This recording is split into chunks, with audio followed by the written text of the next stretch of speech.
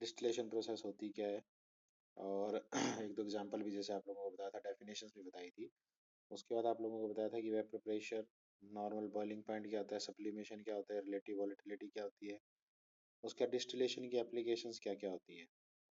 Relative volatility, आपको relative कभी भी आप किसी चीज़ को अगर लेते हैं तो रिलेटिव का मतलब है कि किसी चीज़ के साथ अपन ने उसको कंपेयर किया हुआ है, ठीक है।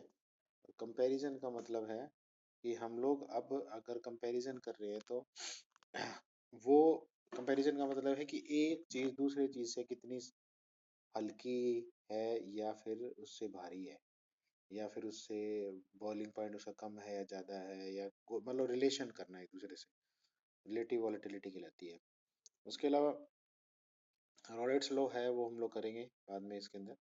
एक रॉलेट्स लॉ है जो हमारे, हम ये कह सकते हैं कि जो साइंटिस्ट थे उन्होंने दिया था, ठीक है, मैरी रॉलेट्स ने जो, और उसके बारे में इसके अंदर हम बाद में बताएंगे, बात करेंगे। अभी जो अपन था एक इसके अंदर छोटा सा कंपैरिजन दे रखा है, इवेपोरेशन एंड डिस्टिलेशन। इवेपोरेशन में भी क्या होता है, हम लोग किसी चीज को बॉयल, सॉरी लिक्विड को बॉयल करते हैं और वाटर इवेपोरेट होता है। डिस्टिलेशन के अंदर भी ऐसा ही होता है, लेकिन इनके अंदर डिफरेंस होता है। डिफरेंस क्या है, evaporation is form the surface of liquid, evaporation is carried out below boiling boiling point at room temperature. देखो इवेपोरेशन में बेसिकली क्या होता है, हम लोगों को कंसंट्रेशन बढ़ानी होती है। हम यहाँ पर बॉइलिंग, हमारा इसमें ये नहीं होता है कि कोई चीज़ है, मान लीजिए हमारे पास कोई सोल्यूशन है, उसके अंदर बॉइलिंग पॉइंट किसका कितना है। ज़्यादातर हमारा बॉइलिंग पॉइंट से नीचे हम लोग इस पे काम करते हैं, ठीक है। और इसके अंदर जनरली हमारा, जब जिस चीज़ को ये उड़ा रहे होते हैं, जो सॉल्वेंट होता है वो वाटर होता है। और जिस चीज को इवेपोरेट कर रहे हैं उसको हम रिकवर नहीं कर रहे होते ज्यादातर केसेस के अंदर। जैसे दूध को कंडेंस करते हैं तो वहां पर वाटर को इवेपोरेट करते हैं, लेकिन पानी को जो भाप में कन्वर्ट कर रहे हैं उस भाप को हम कोई रिकवर नहीं करते। रिकवर का मतलब है उसको दोबारा कंडेंस करके, ऐसा नहीं है कि हम लोग उसको कहीं और भी उसको प्रोडक्ट ही बना रहे हैं या कुछ है। हाँ ठीक है, बॉयलर वगैरह में कई बार यूज कर लिया जाता है, लेकिन उसकी बहुत ज्यादा कोई वैल्यू नहीं होती, important. evaporation being the operation when the concentrated liquid residue needed, वो ये कंसेंट्रेटेड लिक्विड की अगर हमें कहीं ना कहीं जरूरत पड़े। इवेपोरेशन और डिस्टिलेशन, एक तरह से हम ये कह सकते हैं कि डिस्टिलेशन एक प्रोसेस होती है जिसको हम लोग सेपरेशन प्रोसेस बोलते हैं। इवेपोरेशन को हम सेपरेशन प्रोसेस नहीं बोल सकते। यहाँ पर हम लोग दो चीजों को अलग अलग कर रहे हैं। हमारा यहाँ पर बेसिक एम क्या होता है, अलग करना। और अलग किसके हिसाब से, कि हमें पता होना चाहिए कि एक का बॉइलिंग पॉइंट कितना है, दूसरे का बॉइलिंग पॉइंट कितना है। यानी कि हम लोग बॉइलिंग पॉइंट के ऊपर काम यहाँ पर करते हैं, ठीक है। और इसके अंदर मैक्सिमम केसेस के अंदर ये होता है कि जिसको हम लोग इवेपोरेट कर रहे हैं, जैसे कि अगर हम लोग, आप ऑयल कोयल और पानी का अपन ने एग्जांपल लिया था कि एल्कोहल है 78 डिग्री पे होती है, पानी होता है वो 100 डिग्री पे इवेपोरेट होता है। तो ज्यादातर केसेस के अंदर क्या है कि जैसे एल्कोहल है तो वो हमारा प्रोडक्ट है, हम उसको क्या कर रहे हैं, कलेक्ट करेंगे, वो हमारा फाइनल प्रोडक्ट के रूप में काउंट होएगा। जबकि इवेपोरेशन के अंदर वो जो इवेपोरेट चीज हो रही है, पानी जो भाप में कन्वर्ट हो रहा है, वो हमारा कोई प्रोडक्ट में काउंट नहीं होता। तो ये दोनों काफी डिफरेंट प्रोसेस हो जाती हैं। अच्छा, इसके अंदर एक सिंपल सी एक चीज होती है, देखिए कंडेंसर्स क्या होते हैं। कंडेंसर्स एक तरह से एक टाइप ऑफ हीट एक्सचेंजर्स होते हैं। हीट एक्सचेंजर्स का मतलब है जो हीट को एक्सचेंज करते हैं एक जगह से दूसरी चीज में, वो ट्रांसफर करते हैं, ठीक है। यहाँ पर वेपर के अंदर का जो टेम्परेचर है उसको, मतलब दो ट्यूब्स होती हैं जैसे आपको उस दिन एग्जांपल दिया था, एक पानी, मान लीजिए एक अपन कोई उसका एग्जांपल लेते हैं, क्या कहते हैं उसको, पेन का। आपको बताया था कि पेन का जो बाहर वाला कवर हो गया और एक अंदर वाला सिक्का हो गया। अब सिक्के के अंदर तो क्या है, मान लीजिए भाप जा रही है, और बाहर वाले कवर में मान लीजिए पानी जा रहा है। तो जब पानी पास करेगा तो वो क्या करेगा, टेम्परेचर को कम कर देगा, और वो भाप किस में कन्वर्ट हो जाएगी, वेपर्स किस में कन्वर्ट हो जाएंगे, लिक्विड में कन्वर्ट हो जाएंगे। एक तरह से हीट एक्सचेंजर के तौर पे इसको यूज किया जाता है कंडेंसर को। In the distillation process the liquid is heated in a vessel और container is known as still. हाँ जो कंटेनर है जैसे ये है, एक आपको डायग्राम, सिंपल डायग्राम दिखा देते हैं। इसके अंदर आप ये देखो कि जो इसके अंदर ये चीज है इसको बोलते हैं स्टिल। डिस्टिलेशन फ्लास्क भी बोल रखा है, इसको स्टिल भी बोल रखा है, ठीक है, इसको हम लोग स्टिल बोलते हैं।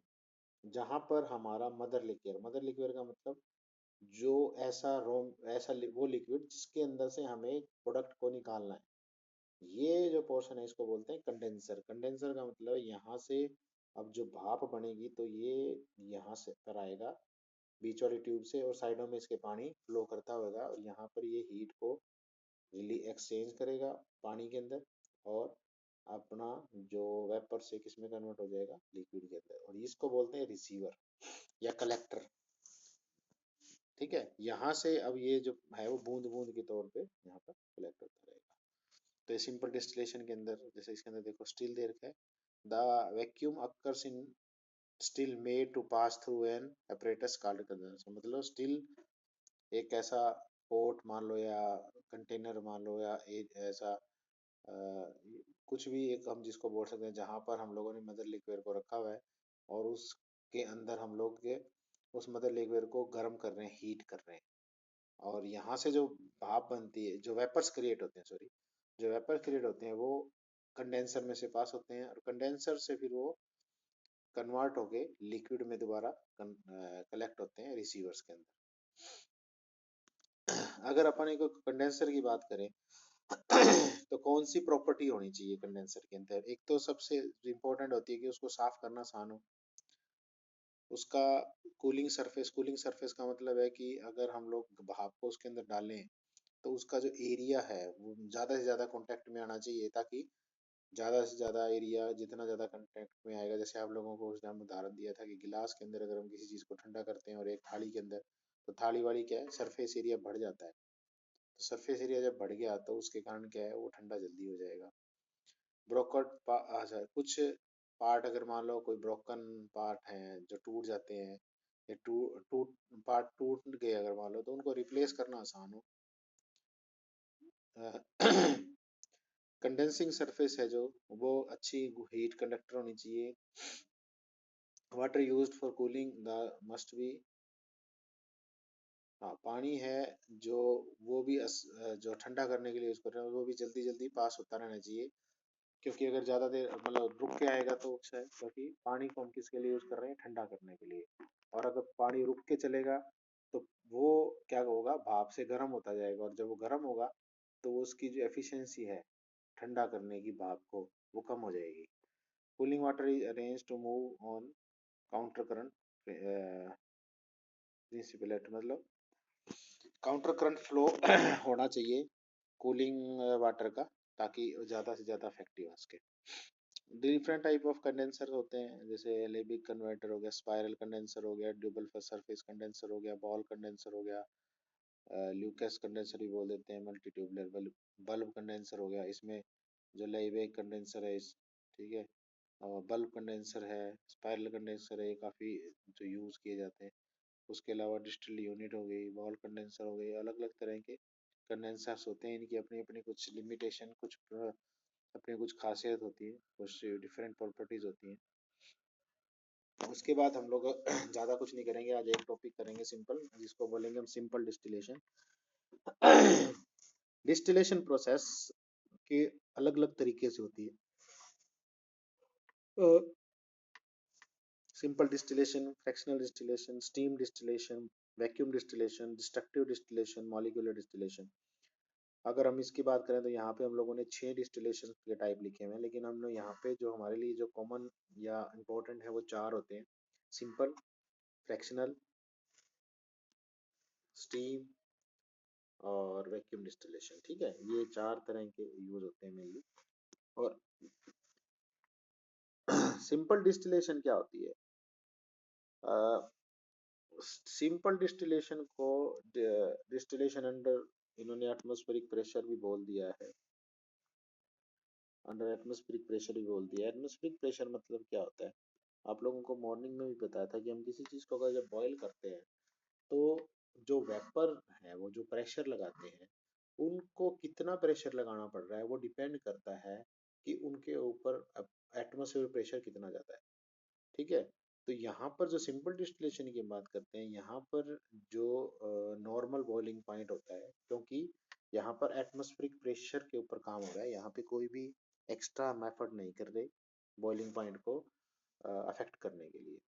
सिंपल डिस्टिलेशन क्या होता है, एक ये सिंपल मेथड है जहां पर एक लिक्विड है आपके पास जिसके अंदर सिंगल एक मटेरियल है, सिंगल मटेरियल को आपने बॉईल करना है, उसके अंदर इम्प्योरिटी है, उसको आप बॉईल कर रहे हो, वो भाप में कन्वर्ट कर रहे हो और कलेक्ट कर रहे हो। जैसे पानी है, सिंपल डिस्टिलेशन के अंदर पानी है, मान लीजिए पानी के अंदर कुछ गंदगी है या थोड़ा मोटा कचरा है या नमक का है, आप उसको क्या करते हैं, पानी को उबाल लेते हैं।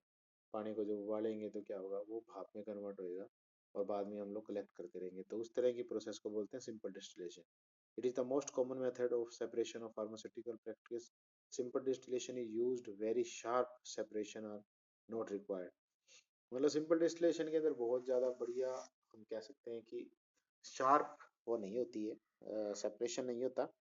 कई बार ज्यादा प्योरिटी के लिए हम लोग डबल डिस्टिलेशन का मतलब है सिंपल डिस्टिलेशन में कर दिया अपने, उसके बाद अपने पास मटेरियल आ गया एक जो डिस्टिल्ड है लेकिन उसकी प्योरिटी अभी भी बहुत ज़्यादा अच्छी नहीं है, उसको फिर हम दोबारा फिर उसको भाप में कन्वर्ट करके और कर लेते हैं और दोबारा कलेक्ट कर लेते हैं ताकि उसकी प्योरिटी और थोड़ी बढ़ जाए, तो उसको बोलते हैं double distillation. This is it is the process of converting the liquid into its vapor, transferring the vapor or to another place।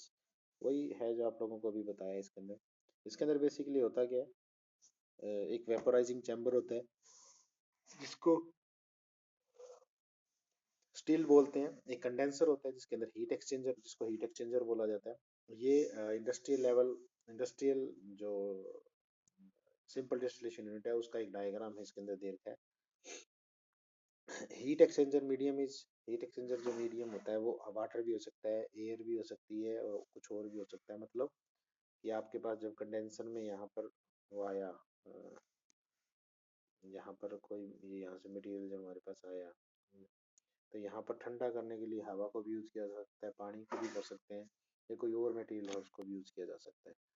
Simple distillation के अंदर हमारे पास जो सॉल्यूशन होगा उसके अंदर से एक ही प्रोडक्ट हम निकालेंगे और एक ही प्रोडक्ट को रिकवर कर सकते हैं, लेकिन इसकी लिमिटेशन कुछ हो जाती है कि बहुत ज़्यादा हाई जिस अगर हम इसके अंदर मान लीजिए कोई ज़्यादा थोड़ा सा टेम्परेचर डिफरेंस ज़्यादा है थोड़ा सा, तो हमें मतलब जैसे एक चीज़ है जैसे आपको मॉर्निंग में बताई थी कि 5 या 10 डिग्री का मान लीजिए डिफरेंस है, तो अगर हमें उन्हें दोनों को सेपरेट करना है तो हमारे लिए थोड़ा सा डिफिकल्ट हो जाता है, इस तरह की प्रोसेस के अंदर इकट्ठे रिकवर करना मुश्किल हो जाता है।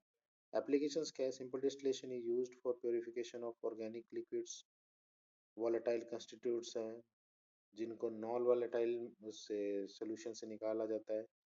उसके बाद recovery of alcohol in the preparation of dry extracts, वहाँ से इसको रिकवरी करने के लिए यूज़ किया जाता है। उसके बाद है preparation of ether amyl nitrates, spirits of nutritious ether और डिस्टिल वाटर बनाने के लिए अलग अलग तरह की जगह इन किसका सिंपल डिस्टिलेशन क्या है, एक ऐसी प्रोसेस है जो बहुत ही सिंपल मानी जाती है, सबसे बेसिक मानी जाती है और काफ़ी कॉमन यूज होती है, लेकिन हाई जहाँ पर है प्योरिटी चाहिए या फिर हमें दो प्रोडक्ट चाहिए, वहाँ के केसेस में इसकी कुछ लिमिटेशन हो जाती है। अभी कोई और आया है अभी क्या?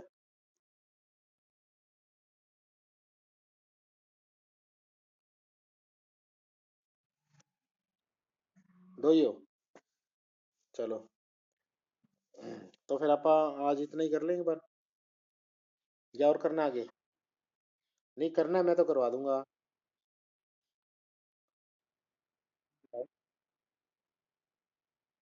दोबारा तो रिकॉर्डिंग, हाँ यार फिर मजा नहीं आती, नहीं आती दो जनों को कराएं तो थोड़ा सा।